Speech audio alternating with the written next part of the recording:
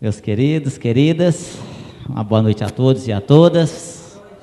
Maravilha, e é uma alegria muito grande. E para mim é uma honra estar aqui dividindo a mesa aqui como facilitador desse estudo, juntamente com nossos queridos amigos aqui, Alexandre Mol e o Sr. João Balbi.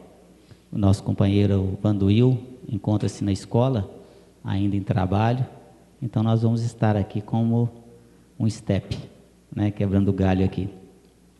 Mas é uma alegria e uma honra para mim. Bom, a pergunta que foi nos dirigida aqui é a seguinte: eu trabalho dia sim e dia não. Como fazer com o evangelho no lar? Porque não posso manter o mesmo dia e horário. Faço porque os demais da família não aceitam. Tem problema só eu fazer o evangelho no lar? Olha, de forma alguma, né? Não tem problema nenhum, muito pelo contrário. Isso acontece muito. Às vezes, a pessoa ela quer fazer o evangelho no lar e os demais membros da família não querem compartilhar daquele momento. Não entendem ainda as benesses que esse culto traz. Porque, na verdade, o culto do evangelho no lar, meus queridos, é uma bênção. É uma coisa simplesmente linda, maravilhosa. Lá na Fraternidade Espírita Irmão Glaucus, em Belo Horizonte, lá tem um receituário mediúnico, né, onde os espíritos vão orientando as pessoas. 99,99% das orientações está lá, além das demais coisas que eles colocam, está lá assim: implante o culto do evangelho no lar. Então é uma bênção. E você não está fazendo sozinha, está fazendo sozinha, encarnado, mas os amigos espirituais estão ali do lado, assessorando, auxiliando, além dos espíritos necessitados de auxílio que ali também se encontram. Posso fazer dia sim, dia, como eu não tenho condições de fazer no mesmo dia, que o ideal é no mesmo dia, no mesmo horário, mas na impossibilidade não importa. Marque aquele dia, né? E naquele dia não é possível, na semana seguinte você sabe, ó, então não vai ser na quarta, vai ser na quinta, então avisa, ó, na próxima semana será na quinta-feira. Procure manter a questão do horário para facilitar até para você mesmo, né? E convide sempre, sem imposição, mas convide os familiares para participar, né? Ah, mas os meus familiares são católicos fervorosos, não aceitam de forma alguma eu fazer o culto do evangelho no lar com o evangelho segundo o Espiritismo. Faça com a Bíblia. Qual é o problema? A Bíblia ela só é mais difícil de interpretação, né? Porque tem passagens na Bíblia que nós temos que entender a essência do seu ensinamento. E às vezes para nós é difícil de entender o que Jesus quis dizer ali naquelas passagens onde ele coloca para nós. Mas não importa, o importante é as vibrações também ali daquele ambiente elevado, a oração, a água fluidificada. E aí você está trazendo os ensinamentos de Jesus no lar para dentro ali da sua casa, né? Juntamente com a equipe espiritual. O mais importante é isso, faça sempre. E se for fazer sozinho, faça em voz alta, porque vai estar fazendo lá. Sim, né, sozinho encarnado, porque está lá um monte de amigos espirituais. É isso. É isso aí. Lá em casa, quando a gente implantou o culto no lar, a minha esposa é católica e ela dá aula de catecismo e tal, ela é muito envolvida com a igreja. Então nós combinamos o seguinte: uma semana nós faríamos com o Evangelho segundo o Espiritismo, outra semana a gente faria com a Bíblia que ela tinha o hábito de usar, né? E às vezes ela vinha da missa e trazia aquele folhetim da missa, aí a gente fazia aquela parábola do dia. E aí a coisa fluiu naturalmente. Hoje a gente já faz com o Evangelho segundo o Espiritismo mesmo e pronto. É porque ela compreendeu que na verdade o Evangelho é um só, né? Pois bem, o que a espiritualidade diz sobre piercings e tatuagens? É errado? Ótima pergunta.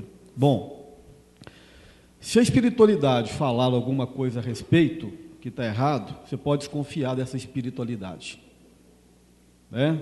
Porque, com todo respeito, coisas da natureza física são de nossa responsabilidade. O corpo físico é o nosso templo sagrado, onde nosso espírito se manifesta. Então, é da responsabilidade de cada um de nós preservarmos. Se a pessoa acha bonito um piercing, acha bonito uma tatuagem, qual o problema? Isso é de responsabilidade dele. Então, isso não é coisa de natureza de preocupação dos espíritos mais evoluídos. Os espíritos que, porventura, se manifestarem, mandarem um recado, né, dizendo que não faça isso, isso é coisa inferior, você pode desconfiar dele. Como diria João, não acreditais em todos os espíritos, nem todos os espíritos são de Deus. É lógico que todos os espíritos são de Deus. Ele quis dizer que nem todos os espíritos são bons. Então, coisas de natureza humana, devo namorar com fulano ou não devo namorar, devo comprar o carro dessa cor, daquela outra cor. Se ele der palpite, você pode desconfiar desse espírito, pode correr dele. E são coisas que nós temos que resolver. Agora, as coisas mais sérias, as coisas de natureza moral, as coisas de natureza de espirituais, aí eles vão nos intuir, eles vão nos assistir através da intuição e de outros fenômenos mediúnicos, né? Então, os bons espíritos têm coisa muito mais importante para fazer no mundo espiritual do que ficar dando pitaco nas nossas vidas. É isso, João? Eu só para... Boa noite a todos, que eu não cumprimentei vocês, é uma alegria enorme para mim estar aqui junto a vocês. Acrescentando aqui, eu digo o seguinte: espírito de um nível melhor, ele não tem tempo para ficar dando essas explicações, igual o nosso companheiro colocou, que é coisa nossa mesmo, esse modismo, né? Agora, eu pessoalmente, eu acho que isso é um retrocesso estético da pessoa, né? Nós estamos imitando nossos irmãos indígenas, né? Colocando troço no nariz, na boca, a pessoa está querendo aparecer. Bom, isso é coisa minha, né? Não é o espiritismo que está falando, é João Balbi que está falando. Eu não colocaria nunca uma coisa dessa, mas respeito quem coloca, não é isso? Bom, então vamos aqui, ó. Por várias vezes já ouvi o senhor João Balbi, que sou eu, né, dizer, abre aspas, apenas 1% das pessoas desencarnam e o restante morrem. O que é que de fato isso quer dizer? É uma questão puramente semântica? Eu reitero e afirmo que é realmente parecido com isso, entendeu? Esse 1% aqui é uma força de expressão que eu usei. Eu quis dizer que a grande maioria, porque na verdade, a grande maioria não está preparada para conhecer o que ocorre com ele após a morte, e nem durante a vida aqui. Nós estamos vendo aqui que o planeta Terra está passando por uma crise, entre aspas, né, muito grande, certo? Nós estamos sendo testados, aquelas pessoas que têm um adiantamento moral e espiritual maior, está passando por um teste muito grande, né? Porque nós temos que conviver com essas pessoas, certo? Que praticam essas coisas horríveis que ocorrem aí. A gente não tem segurança nem dentro de casa mais, né? Então, a gente tem que ter estar sempre em prece, né? Porque a única coisa que realmente nos protege é a prece e os bons pensamentos. Então, a pessoa não está preparada. Então, realmente, desencarnar, o que é desencarnar? A palavra desencarnar é abandonar a matéria. E poucos de nós temos a condição ainda, por falta de entendimento, de conhecimento.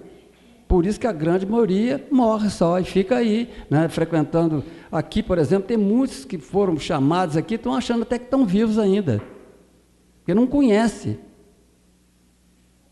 o que ocorre quando ele larga o corpo físico, quando é desatado, os laços que prendem o corpo espiritual ao corpo físico. Então, realmente, eles ficam perambulando, coitados, não é isso? Então, por isso que eu coloco que a grande maioria fica apegado aos bens materiais deles, e até mesmo as pessoas, né, que amam, que odeiam, ficam aí perdidos.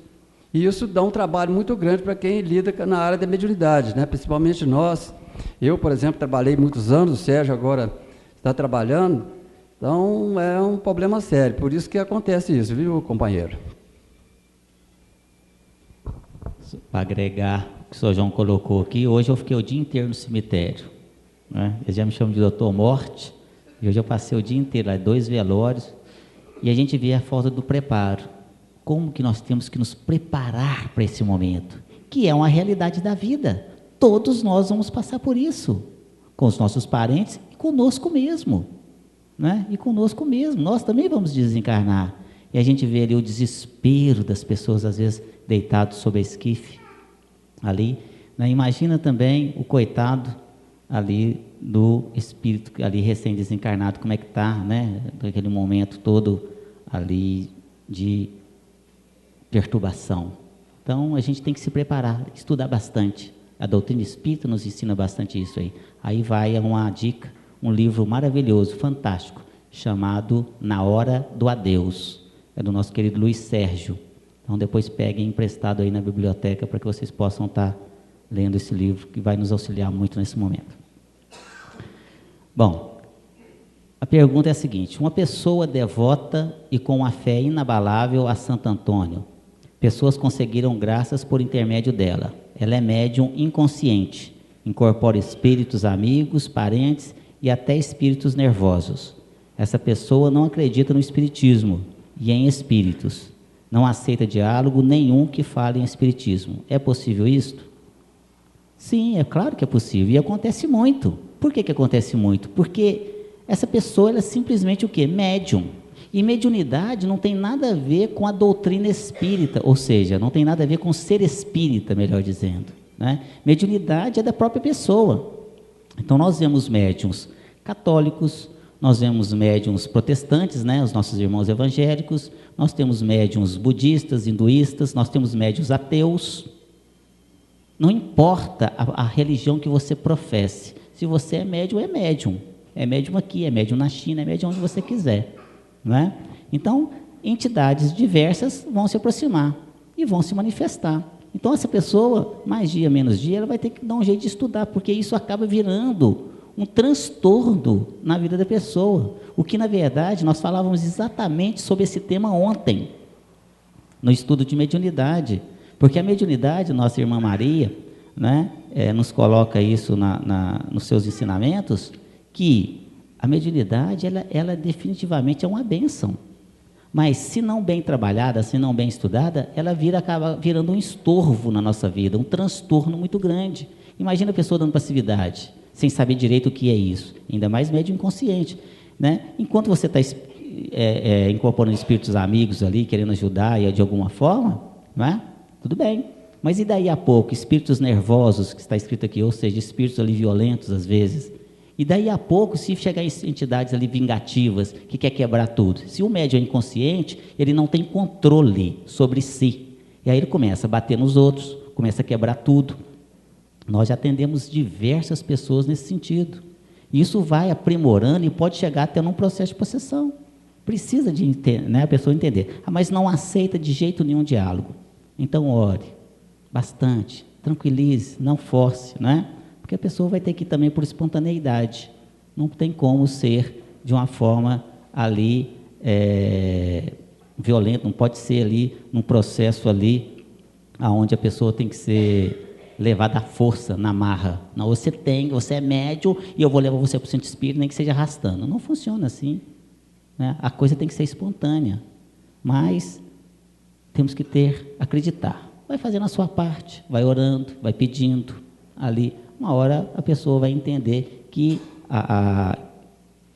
que espiritismo não tem problema nenhum. Espiritismo, na verdade, meus queridos, o que acontece muito é porque as pessoas ainda confundem a doutrina espírita com outras práticas espiritualistas. Elas acham que o espiritismo é fazer trabalho, né? Cachaçada, charuto, é fazer trabalhos nas encruzilhadas, macumba, essas coisas todas. E não é por aí. Mas isso é falta de conhecimento. Então nós temos que praticar essa alteridade, que é entender o momento evolutivo que o nosso irmão se encontra. Né? E vamos orando, vamos tendo fé, vamos ter perseverança, vamos fazendo a nossa parte. Então, é possível sim acontecer isso. Aliás, isso acontece todo dia. Essa é a verdade. Há poucos dias eu fui procurado por uma pessoa muito simples, que veio me perguntar o seguinte: diz que o senhor mexe com as coisas lá de baixo, é verdade? Eu tento mexer com as coisas lá de cima, né? De baixo às vezes vem. Mas aí que eu fui explicar para ela isso aqui que o Sérgio falou. As pessoas, infelizmente, ou por ignorância, que eu digo ignorância por falta de conhecimento, né? Eu, por exemplo, sou ignorante em várias coisas que não conheço, ou por maledicência. Às vezes as pessoas dizem que o espiritismo é isso como forma de menosprezar e diminuir a filosofia espírita, depreciar, exatamente. Pois bem, o capeta existe? A Bíblia diz que sim. Bom, isso é muito boa colocação. É bom a gente esclarecer, eu sei que a maioria já sabe, mas não custa nada a gente lembrar. Nós partimos do pressuposto, nós espíritas e todos os crentes e religiosos, de que Deus é justo e misericordioso. onipotente, onipresente, né, inteligência suprema, enfim, diversos atributos que são colocados para Deus e que nós concordamos. Então, bom, se Deus é justo e misericordioso, se Ele criou o capeta, o diabo, com perdão da palavra, Ele foi muito sacana com o diabo, né? Imagine, você vai ser o capeta, o diabo, e vai ficar o resto da eternidade fazendo mal para os outros e sofrendo no inferno. Exato. Então é um contrassenso, não tem como isso entrar na nossa cabeça. Então, dentro da filosofia espírita, dentro da perspectiva espírita, nós somos criados todos iguais, simples, ignorantes e perfectíveis. Simples na nossa estrutura atômico-molecular, ignorantes porque nós éramos desprovidos de conhecimento, e perfectíveis que nós somos passíveis de perfeição. Nós somos perfeitos, nós só não estamos perfeitos. Nós estamos aqui justamente para conquistar a nossa perfectibilidade. Então fomos criados simples e iguais, como princípios inteligentes do universo. Estagiamos como tal nos reinos inferiores da criação, até adentrar o reino de humanidade, aonde estamos, e de encarnação em encarnação vamos desenvolvendo a nossa razão, a nossa consciência, a inteligência, o livre-arbítrio e, principalmente, os sentimentos que nos faz aprender a amar. Só que nesse processo evolutivo, que é multimilenar, é multissecular, André Luiz fala, inclusive, que o princípio inteligente do universo gastou, desde os primeiros vírus e protoplasma da Terra, aproximadamente 15 milhões de séculos para começar a emitir ondas de pensamento contínuo. Veja bem, começar a pensar.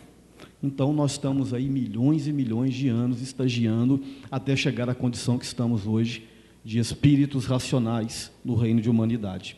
Pois bem, neste caminho, nesse momento em que nós adquirimos a razão, que na Bíblia representa a maçã, quando o homem come a maçã, representa o conhecimento, né?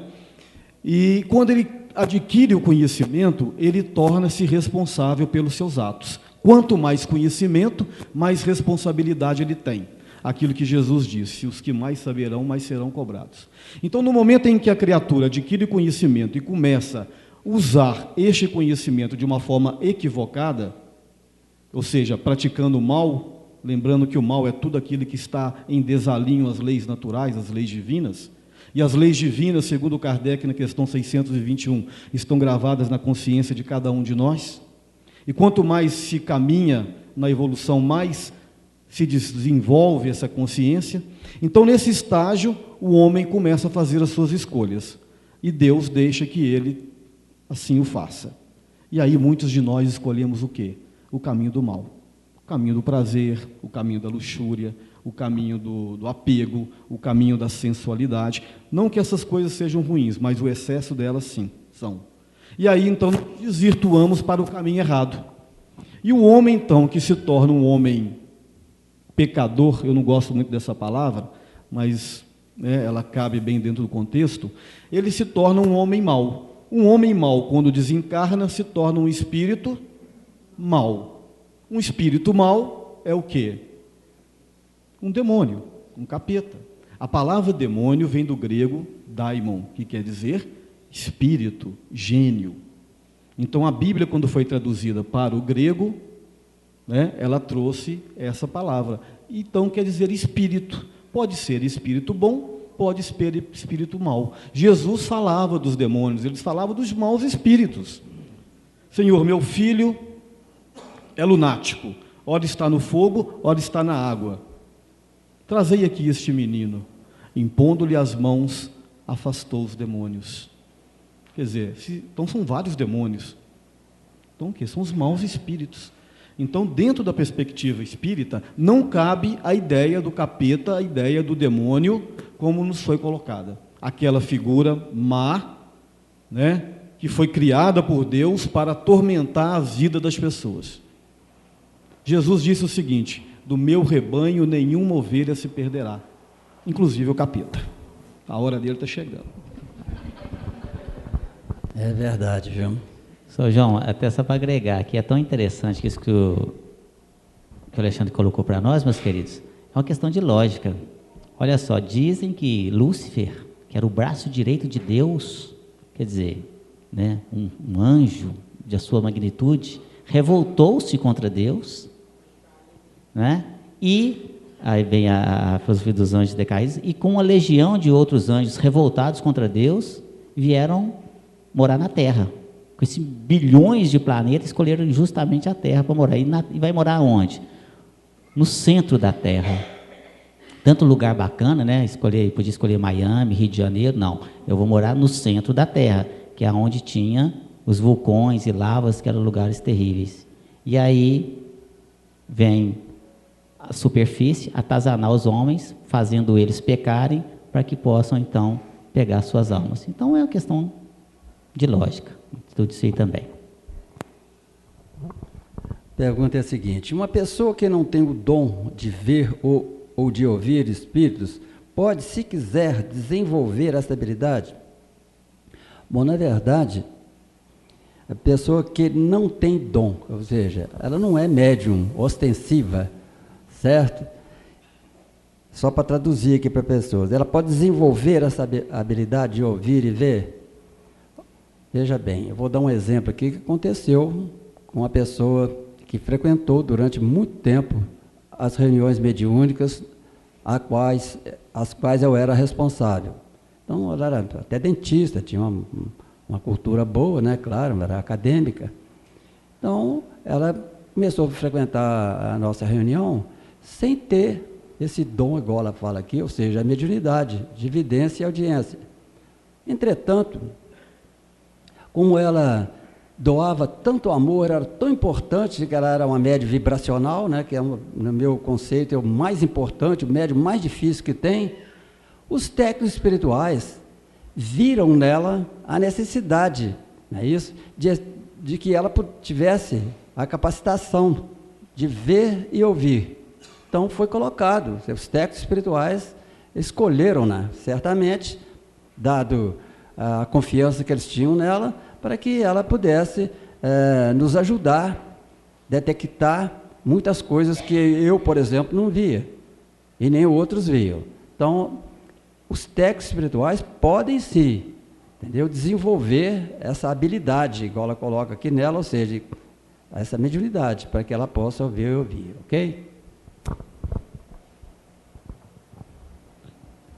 Uma pergunta interessante é: como lidar com o ignorante, como já foi dito, né, sem conhecimento? Estou passando muitas dificuldades com meu marido e não consigo lidar com o jeito dele. Ele xinga muito, não agradece nada, não fala em Deus e nem procura uma religião. Está difícil. Olha, minha querida, como lidar com essa situação? Com muito amor, com muita fé, com muita perseverança, porque o que você está passando não é diferente de muitas pessoas, não é? Olha só, muitas vezes, no ambiente doméstico, nós temos ali o cônjuge, seja o marido ou seja a esposa, que às vezes não aceita a religião. Vamos falar aqui do espiritismo, né? Não concorda com que a pessoa vá no centro, por exemplo. E se a pessoa não quer nenhuma religião, aí que, né, não quer saber de Deus, continue a si mesmo. Faça como a Amada Teresa nos coloca, né? Faça a si mesmo. Continue fazendo o culto do Evangelho no lar, e toda vez que for fazer, convide.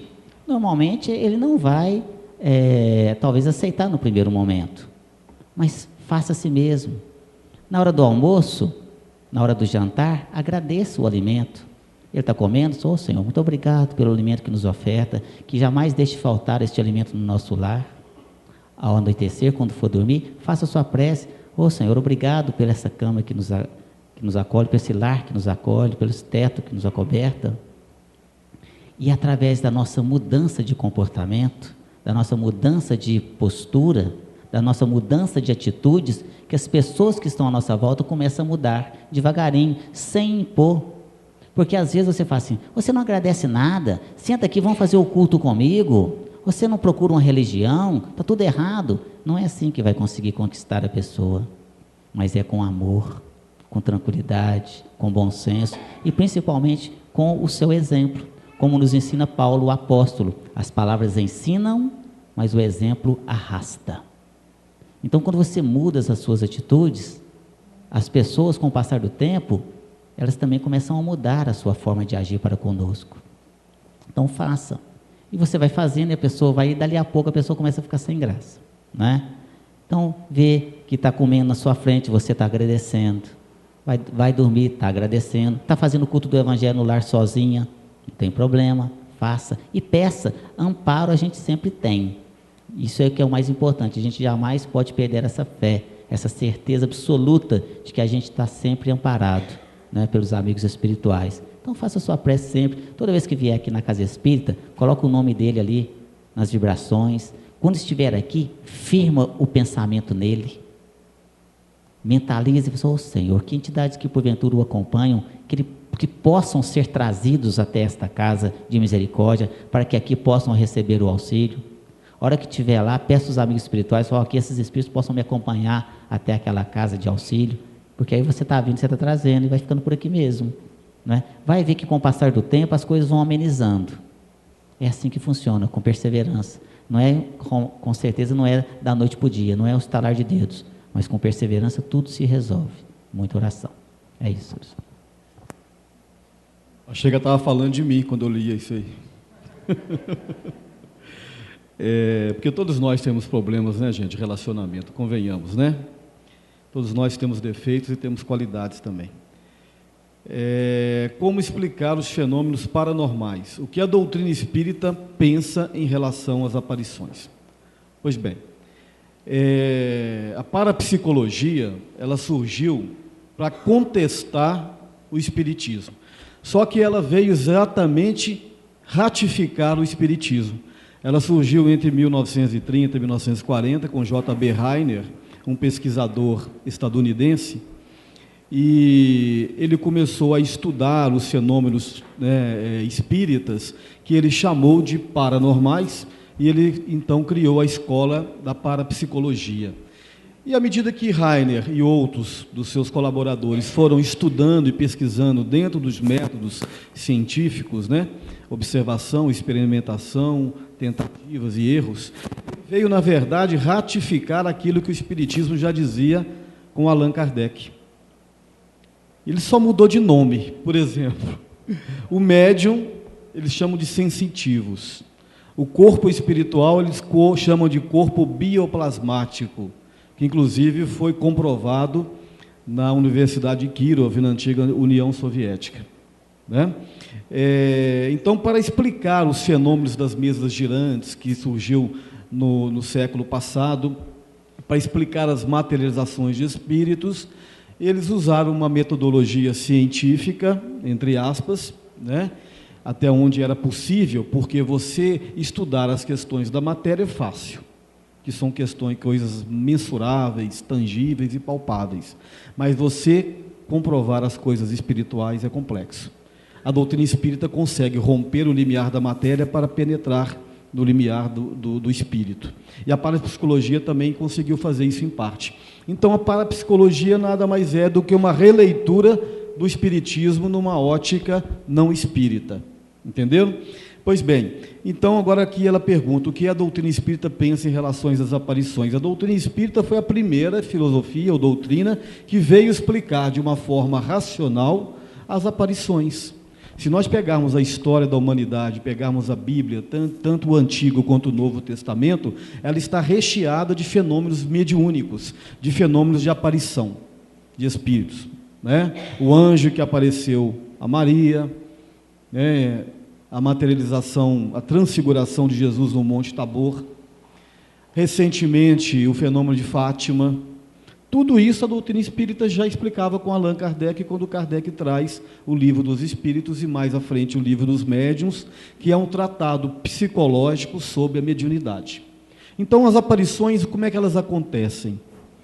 O espírito desencarnado, ele se manifesta no seu corpo perispiritual, aquilo que Paulo de Tarso chama de corpo espiritual, o espiritismo chama de perispírito, o André Luiz chama de psicossoma e a parapsicologia chama de corpo bioplasmático, que é a mesma coisa. O espírito, por alguma questão qualquer, né, por uma necessidade, por uma provação, sei lá, por qualquer motivo que for, ele promove uma aparição, igual a aparição de Maria para os 3 pastorzinhos. Então Maria apareceu no seu corpo perispiritual, porque o corpo físico dela já entrou em decomposição há quase 2000 anos atrás. Então ela aparece, ela mentalmente, ela manipula os fluidos espirituais, aos fluidos doados pelos médiuns e pela natureza, chamado por nós de fluidos animalizados. Ela combina esses fluidos através do poder diretriz da sua mente, que é uma mente evoluída, e então, com esses elementos, ela se faz materializar, ela plasma o seu corpo espiritual, ela densifica o seu corpo espiritual e o torna tangível. Foi assim que Jesus apareceu para os seus apóstolos e para Maria de Magdala. Então a doutrina espírita explica assim, um fenômeno da natureza, né? Os espíritos mais evoluídos são capazes de fazer dentro da sua condição intelectual, espiritual, dentro de uma manipulação de fluidos e dentro de um propósito. Porque não é assim também toda hora que vai aparecendo materialização, senão vira uma bagunça. É isso, João? Quando Maria apareceu, porque tinha um sentido. O sentido de uma revelação, de um chamamento espiritual, um momento em que a Terra passava por uma turbação por causa da Segunda Guerra Mundial, na iminência de uma Terceira Guerra Mundial. Então, tudo tem o seu propósito. Então, as leis da natureza, elas são regidas pelos espíritos evoluídos que trabalham para que as coisas andem dentro de uma certa natureza de ordem, para não virar bagunça. É só para acrescentar alguma coisa que o nosso companheiro, que colocou muito bem, a explicação dele foi muito boa. Nós temos um dos nossos corpos que estão aqui agora, entendeu? Para nós manifestarmos aqui no mundo físico, é o duplo etérico. Ele exuda uma matéria que o Espiritismo denominou ectoplasma, certo? Então é com ele que uma mente equilibrada e de que tem muito conhecimento, que tem muita moral, pode revestir o corpo espiritual e se tornar-se visível e até mesmo tangível. E no tocante à parapsicologia, eu queria só aditar uma coisa. O nosso querido Dr. John Banks Heine e a esposa dele, Louise Heine, só fizeram mesmo, igual ele colocou aqui, ratificar e mudar só a nomenclatura de certas coisas, mais nada. O resto é tudo espiritismo mesmo, né? Isso foi até uma vantagem para o espiritismo, né? Porque os cientistas, né? Porque ela era da Universidade de Duke, lá nos Estados Unidos, então só veio melhorar, não é isso? E ratificar mesmo, que o espiritismo já havia dito muito antes com Kardec. Bom, no tocante à minha pergunta é a seguinte: o que o espiritismo fala sobre a adoção? Como fica a mãe doadora na visão espírita? Veja bem, o Espiritismo concorda com todas as letras maiúsculas, aquela mãe que toma essa atitude maravilhosa de fazer uma caridade e adotar um espírito encarnado, que é uma criança. Veja bem, vamos deixar a mãe doadora para depois. É uma mãe que faz adoção, ela tem um mérito muito grande. Isso aí, porque muitas têm filhos e ainda adotam filhos, outras não, porque não tem e adota, mas aqui tem filho e adota ainda é mais ainda, certo? Tem mais mérito ainda, porque ela, além de receber aquele espírito como filho, ela angariou uma amizade muito grande. Eu tenho para comigo que o maior tesouro que nós temos são as amizades, principalmente quando nós desencarnamos. Um pequeno favor que a gente faz aqui torna-se centuplicado no mundo espiritual. Então nós criamos aquela pessoa que vai nos ajudar, ao invés de nos perseguir, certo? Então essa mãe angariou esse espírito que vai ficar devedor dela para o resto da vida, entre aspas, né?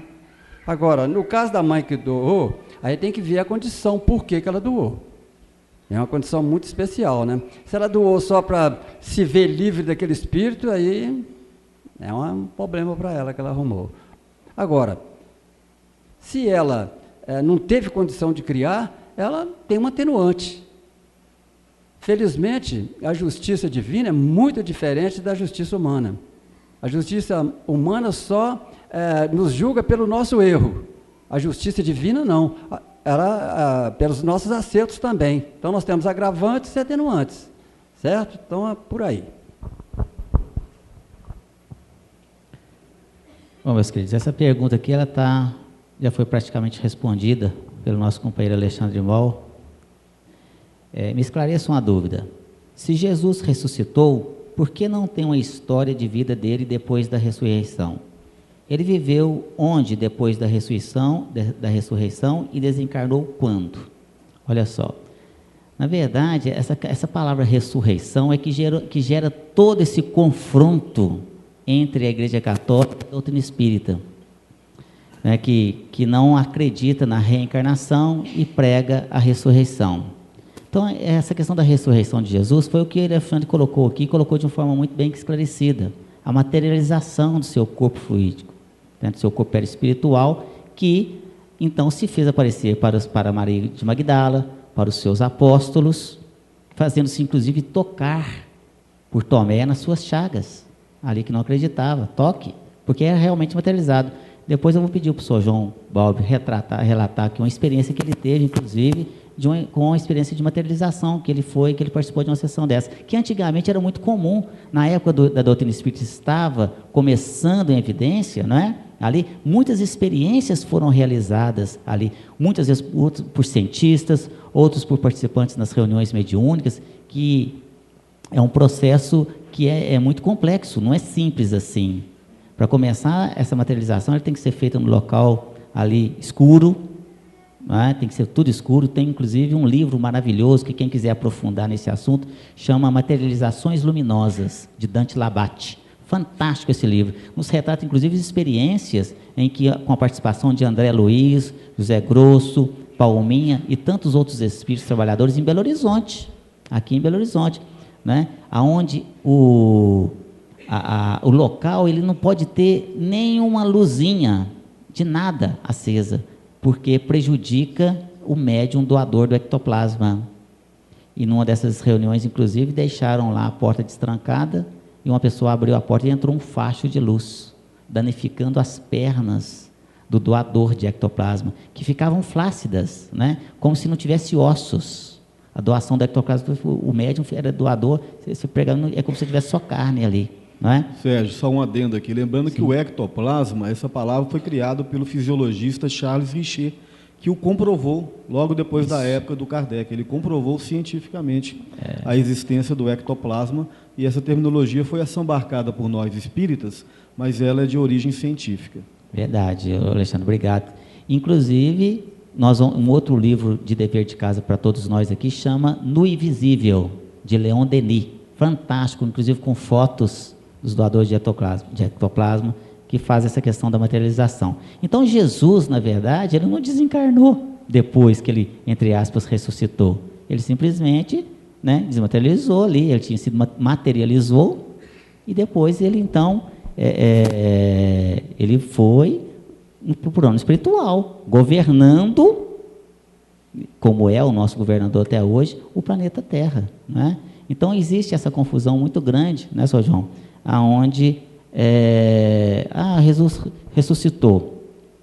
Por quê? Porque na época da ressurreição de Lázaro, da ressurreição do filho único da viúva, né, da filha de Jairo, isso tudo gerou essa situação. Só que depois, aquele é uma outra situação. Então, Jesus também ressuscitou. Não, Jesus materializou, ele ressurgiu, né? Então, ele materializou, fez o que tinha que fazer ali para os seus apóstolos e depois simplesmente se materializou novamente. Isso aí a ciência, inclusive, já nos explicou. Se o senhor João quiser agregar, essa experiência foi muito interessante. Realmente eu tenho uma experiência nessa área, sabe? Há muitos anos atrás, talvez uns 40 anos atrás, a gente foi convidado para participar de uma reunião que naquela época falava materialização. Hoje não se usa mais essa terminologia, usa ectoplasmia exatamente porque foi estudado bastante como que ocorria, então viu-se que essa materialização, ou seja, a ectoplasmia mesmo, é simplesmente uma exudação de uma substância que realmente reveste o corpo espiritual ao perispírito, e ele torna-se visível aos olhos físicos, certo? Lá nessa reunião, igual ele colocou aqui, o nosso querido companheiro, nosso amigo, que eu devo muito a ele, né? O José Grosso, eu conversei com ele. vocês têm uma ideia como que é difícil conseguir uma ectoplasmia dessa? Agora já colocou aqui que tem que ser num escuro muito grande, não porque haja tapiação, não.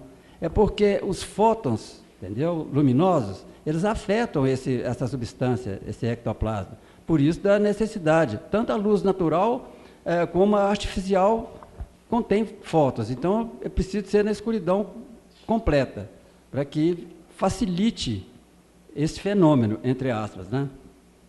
Então, realmente, é interessante que o médium tem que ficar até deitado, porque é um dispêndio de energia muito grande. E eu me lembro muito bem, eu assisti duas reuniões. Na primeira vez, a gente fica meio cético, né? Eu sou muito cético já de natureza, né? Aí eu vi uma luz, entendeu? Mas uma luz muito diferente dessa aqui, entendeu? Tanto da natural como da artificial. Uma luz que parece que ela não existe, uma coisa mais estranha, sabe? E eu olhei para ver se era uma projeção, olha só. Pessoa desconfiada, uma tristeza, né? Eu falei, a espiritual tem que puxar a orelha, não, tem que me torcer a orelha, depois que aconteceu isso, né? Então, essa luz, que seria o José Grosso, não era o José Grosso, saiu assim do alto, entendeu? Do alto e veio caminhando, lá era um auditório, entendeu? E eu sentei mais fora do público lá, e do público não, tinha umas 20 pessoas talvez, certo? Então eu sentei assim no meio, a luz veio no corredor, como se estivesse andando, estava andando mesmo, depois fez assim, encontrou-se comigo e dialogou comigo, entendeu? Foi uma emoção muito grande, que até agora eu fico emocionado, que me veio a lágrimas, né? Fiquei muito emocionado realmente, veio me dar algumas notícias, que é coisa particular, não há necessidade de eu relatar aqui, estou relatando só o fenômeno. Então, realmente é uma coisa muito bonita. Hoje em dia, caiu em desuso essas reuniões, porque, além de elas serem perigosas, não é isso? É preciso ter um cuidado muito grande. Para nós espíritas hoje, não há necessidade de se comprovar assim, desse jeito. Tecnicamente, estudando, a gente comprova isso, não há necessidade de ver para crer, certo? Então, mais ou menos isso aí. Agora vai a minha pergunta. Qual a melhor forma de orar pelos desencarnados? Orar, tanto faz orar para uma pessoa encarnada como desencarnado, mas para o desencarnado, a gente faz uma prece, certo? A melhor forma é colocar todo o amor possível e envolver aquela criatura com a mente, entendeu? Quando eu estou assim, com algum problema, com a dificuldade de resolver um problema, né? Quando eu estou com muita dificuldade, eu faço uma prece, uma oração para minha mãe. Então eu cerro os olhos e penso firmemente nela, entendeu? Como ela foi aqui, quando estava encarnada. E a envolvo nessa vibração, rogando a ela que, se ela tiver possibilidade, e se eu tiver merecimento, que ela possa me intuir para me resolver aquele problema. Então é por aí. Isso é um exemplo que estou dando como eu procedo. É claro que pode existir métodos melhores, mas eu procedo assim, toda a vida deu resultado, viu, meus irmãos?